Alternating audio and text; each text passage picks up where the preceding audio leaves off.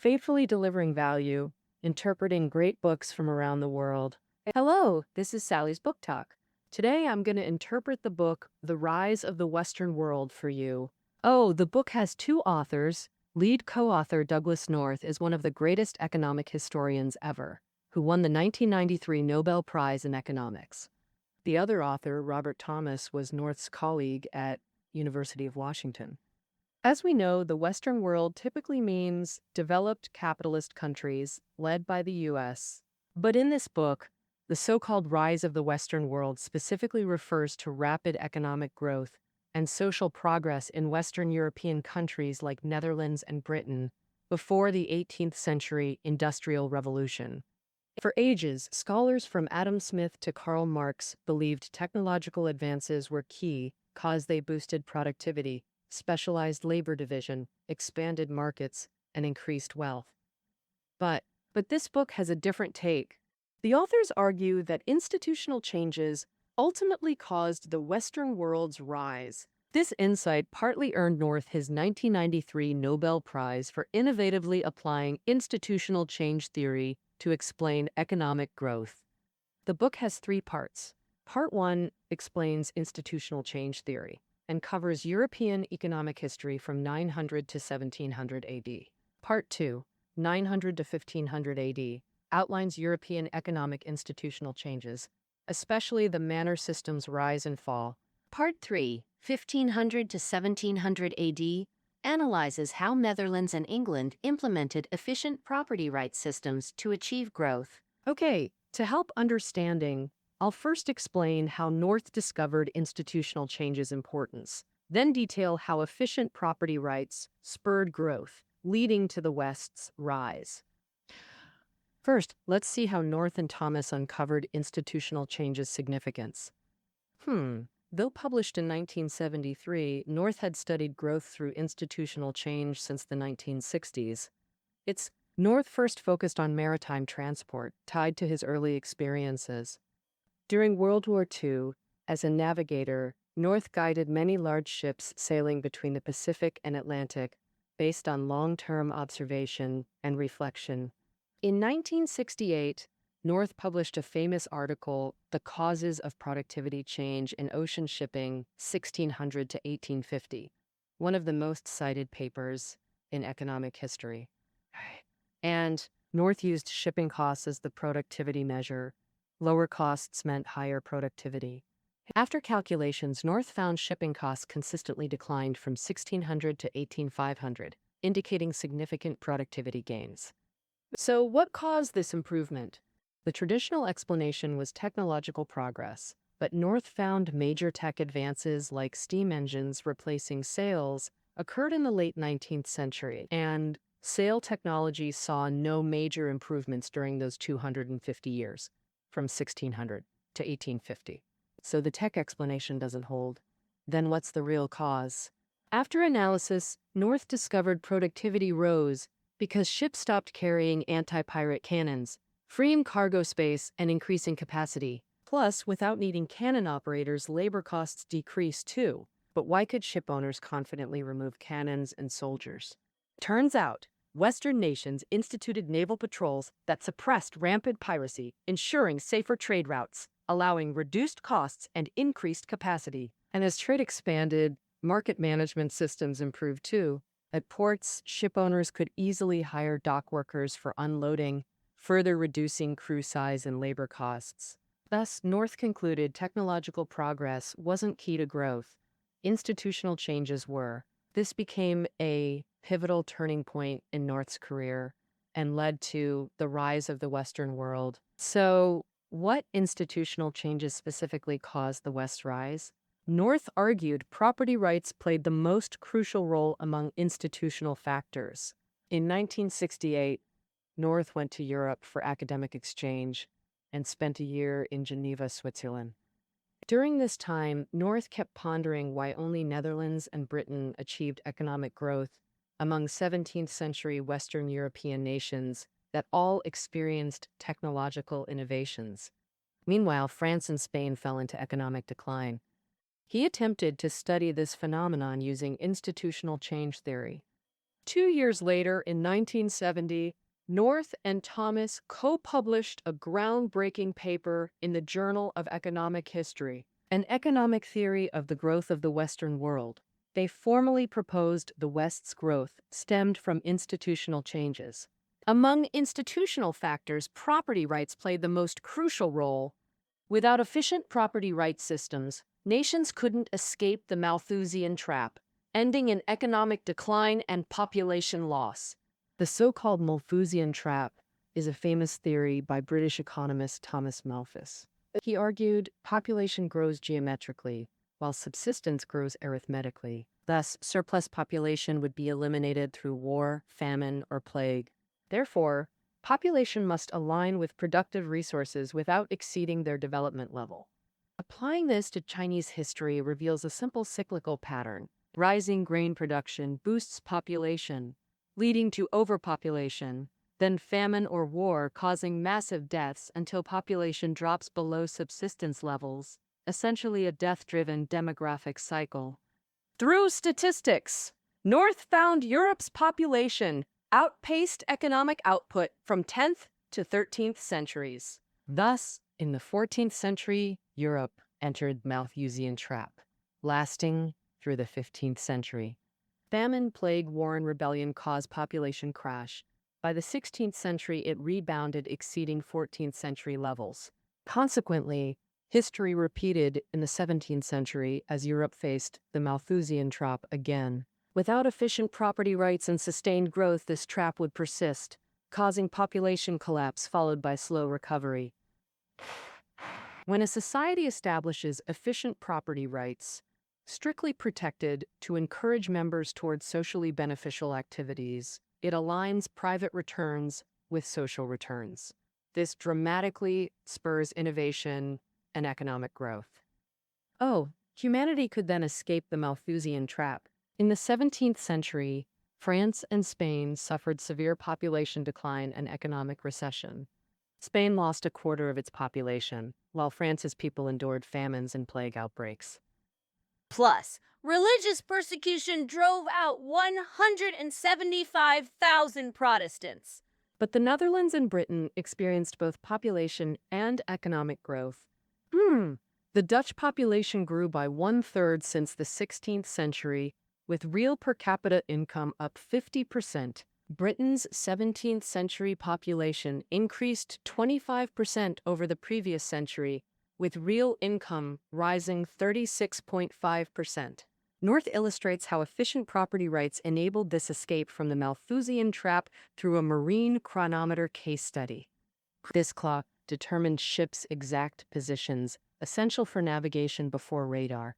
After humans confirmed Earth's roundness, longitude or latitude coordinates became vital for maritime trade. Latitude was easy by measuring Polaris, but longitude? That was tough. It required a chronometer maintaining oceanic precision. So Western European nations launched an invention race. The Netherlands offered 100,000 guilders. Britain topped it with £20,000 by 1714. Consider, British professors earned just £100 yearly. That reward lured clockmaker John Harrison. He spent 40 years, 1734 to 1774, perfecting it, won the prize, and revolutionized long-distance sailing. North saw this. British and Dutch reward systems spurred the chronometer's invention, enabling precise navigation, lowering shipping costs, and generating massive social returns. Harrison's 20,000 reward represented his private gain. This private benefit aligned perfectly with society's gain from the chronometer invention. Thus, this efficient property rights system ultimately fueled economic growth, demonstrating institutional change theory's logic. By implementing efficient property rights that harmonized private and social returns, innovation was encouraged, driving economic expansion. North also cited Spain's anti-enclosure movement as an inefficient property rights case. In 15th century Spain, wool was easier to tax than farm produce, making it the state's most stable revenue source. Here, the Mesta Shepherds Guild grew increasingly influential. To boost revenue, the Spanish government granted the Mestas special privileges. For instance, in the 1600th century, they could graze anywhere while paying fixed low rents forever. These perks did increase short-term revenue, but prevented Spain from developing effective land ownership systems or fair competition, causing its defeat against Dutch and British rivals. So, how did efficient property rights historically emerge? North traced this through medieval Europe's manorial system rise and fall. He argued that whether feudal manners flourished or industrial revolutions occurred, institutional guarantees for property rights were essential. Otherwise, sustained rapid growth is impossible. And over time, a typical 9th century European manor was an isolated village guarded by a castle. Lords allocated land to serfs whose rent and labor paid for nightly protection. Early medieval Europe had abundant land but scarce population. Manorialism persisted as long as labor remained scarce relative to land. But historically, birth rates always exceed death rates. Without wars, plagues, or natural disasters, population would keep increasing indefinitely. Plus, in ancient societies, having kids was profitable. Each newborn meant future labor and equal land inheritance. So, as population grew, land became scarce and couldn't support new people.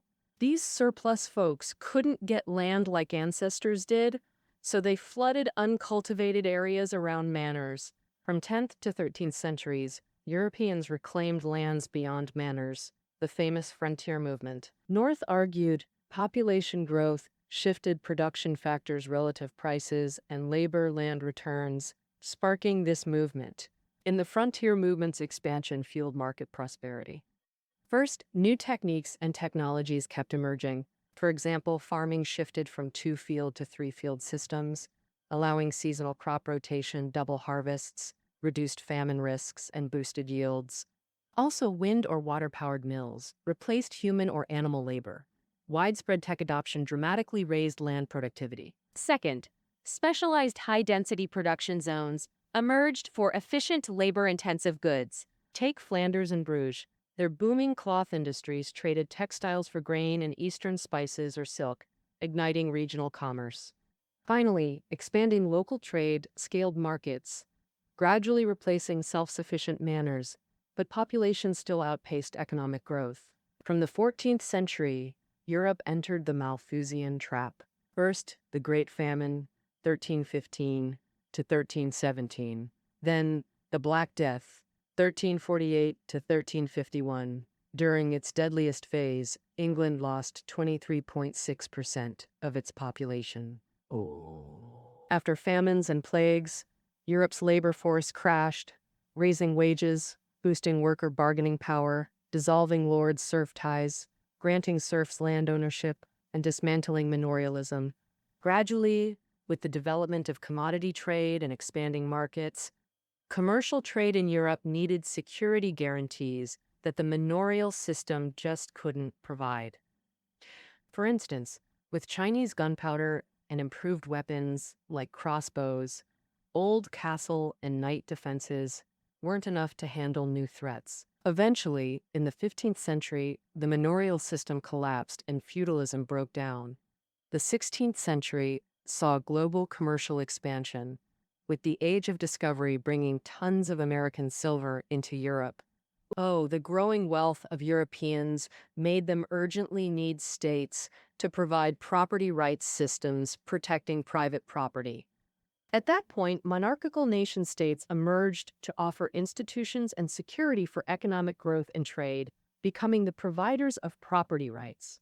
Monarchs of these nation-states, built on the manorial system's ruins, needed specialized bureaucracies and standing armies for development, so financial demands skyrocketed. But traditional feudal taxes or loans couldn't meet their needs at all. There were only 2 ways to boost revenue. First, confiscating subjects' property without pay or imposing heavy taxes. So, Western European countries like France, Spain, and England desperately hunted for new ways to raise fiscal income. During this era, conflicts between kings and parliaments never stopped, with taxation as the main battleground. The second way was reforming property rights systems to boost private gains and state revenue at the same time. And Thus, in the 1600th century, emerging nation-states created different property rights forms, each impacting economic growth uniquely. Without effective property rights, France and Spain could only rely on heavy taxes and failed to escape the Malthusian Trap. Take France. In the early 14th century, the king still used the Estates General to raise taxes in 1380. 3 years later, the French king bypassed the Estates General and taxed directly. During the Hundred Years' War, the king's tax power strengthened by offering protection, and the monarchy alone claimed the right to change property rights, but its name called the buy rights. The king sold exclusive local sales rights to guilds to boost revenue. Besides a developed bureaucracy and army, France had complex agencies to oversee these exclusive rights. Selling public offices was another way for the monarchy to make money. In the short run, state finances increased, but long-term, it ended up hindering economic growth. Plus, the royal family heavily protected inefficient art and luxury industries. All of that hampered economic growth. Oh, in Spain, the king held taxing power too. The short-sighted king pushed the anti-enclosure movement to boost taxes. From 1470 to 1540, Spanish tax revenue grew 22-fold. Charles V and Philip II, to keep the huge Spanish Empire running, also sold exclusive sales rights for local goods to guilds. Payments from the Mesta were a key source of the king's fiscal income. In return, the king gave the Mesta privileges to move sheep flocks freely across Spain, so efficient land ownership never developed. Without rule of law protecting property rights, Spain became a totally chaotic, lawless country. Whenever royal finances were tight, seizures, confiscations, or one-sided contract changes happened often, directly hitting commerce, industry, and agriculture groups, finally forcing people to ditch productive jobs, causing Spain to lag behind the Dutch and British. If France and Spain declined because they didn't set up efficient property rights systems, then the Netherlands used them to become the first nation with real economic growth. The Netherlands, in Northern Europe, was once under Spanish rule. In the 17th century, unlike most of Europe's stagnation and decline, it miraculously escaped the Malthusian Trap, achieving lasting per capita income growth and ongoing prosperity. The Netherlands wasn't rich in natural resources, yet it became Europe's transport hub and international commerce monopoly core in the 17th century, called the carrier of the sea. Why? North argued the root cause of the Dutch economic rise was their government building property rights systems that boosted commercial trade. Commercial trade development was a major reason for the Netherlands' modern economic growth. Thanks to its central location, the Netherlands became Western Europe's commercial trade center. To promote commercial trade, the Dutch government set up a series of property rights systems to cut transaction costs. Promoting commercial trade development mainly includes the following 3 aspects. First, the Dutch government established an international market in Amsterdam. This market had everything, reducing merchants' time and costs to find goods, making the Netherlands Western Europe's commercial hub. Second, they set up offices near the market to handle contract disputes quickly, boosting enforcement efficiency. Finally, they invented new economic systems like joint stock agencies and modern bookkeeping methods. Oh, in 1600, Amsterdam birthed the world's first stock market. Thanks to Dutch government efforts, their navy cleared pirates, securing Baltic Sea shipping routes. This led to inventing the flute, a new cargo sailboat design. Without weapons or cannons, it needed fewer crew, freeing cargo space and boosting ship efficiency. So the Dutch built efficient property rights, though lacking intellectual property protection, later completed by the British. Initially, British royalty fought Parliament over taxes like France and Spain. The Tudor-Stuart dynasty, founded in 1485, struggled financially for years. After Charles I took the throne, he repeatedly clashed with Parliament over taxes. He dissolved Parliament multiple times, ruling without it for 11 years from 1628 to 1639. He sold government posts, expanded monopolies, raised tariffs, and imposed inland ship taxes. He even revived old royal forest ownership claims, demanding heavy back taxes. The Tudors boosted revenue by selling monopolies, fining people, and seizing monastery lands, encouraging overseas expansion but raising transaction costs and blocking innovation. And Elizabeth I's Statute of Apprentices also restored guilds' traditional monopolies. But the English bourgeois revolution overpowered the monarchy, stripping kings' influence over property rights. No! In 1642, Parliament abolished royal monopolies and the apprenticeship law, reducing barriers to economic growth. The newly implemented patent law protected intellectual property rights. In 1688, England had just 22 joint stock companies. By 1695, that number exploded to 150. Plus, in 1694, Britain founded the Bank of England, the world's first central bank, securing financial needs and stabilizing economic development. By late 17th century, England's industrial and commercial class controlled Parliament. Common law protected property rights, and Parliament made strong institutional arrangements, all converging toward effective property rights. By the 18th century, Britain became the world's fastest-growing nation.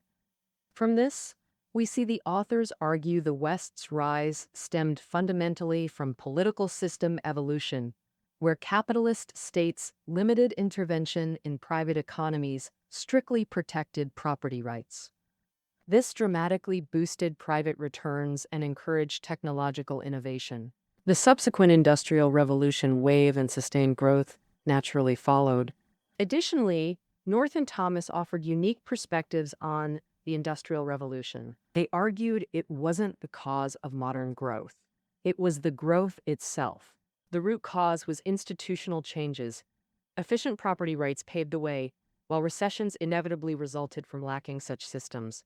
It was Britain's institutional arrangements that laid the Industrial Revolution's foundation. North passionately wrote, by 1700, Britain had already succeeded.